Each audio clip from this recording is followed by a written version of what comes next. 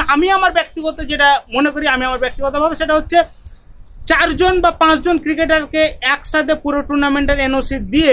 New Zealand কেমন team নিয়ে আসবে আমরা জানি না, এবং নিউজিল্যান্ড যদি বি টিমও নিয়ে আসে তারপরেও নিউজিল্যান্ড কিন্তু 2027 বিশ্বকাপে সরাসরি খেলবে। কিন্তু আমাদের মূল কারণটা হচ্ছে যে আমাদের এই সিরিজটা যে কোনোভাবে জেতা প্রয়োজন, কারণ 2027 যে ওয়ানডে বিশ্বকাপ সেটা সরাসরি খেলতে হলে নিউজিল্যান্ডের বিপক্ষে 3 ম্যাচে 3টা জিতলে তো খুবই ভালো, অন্তত 2টা ম্যাচ জিতে সিরিজ জয় নিশ্চিত করতে পারলে বাংলাদেশের র্যাঙ্কিংটা 9 নম্বরের মধ্যে থাকবে। সেহেতু বাংলাদেশের যেহেতু প্রয়োজন, নিউজিল্যান্ডের প্রয়োজন নাই যে 2027 বিশ্বকাপ কোয়ালিফাই করবে, তাদের মেন ক্রিকেটারগুলো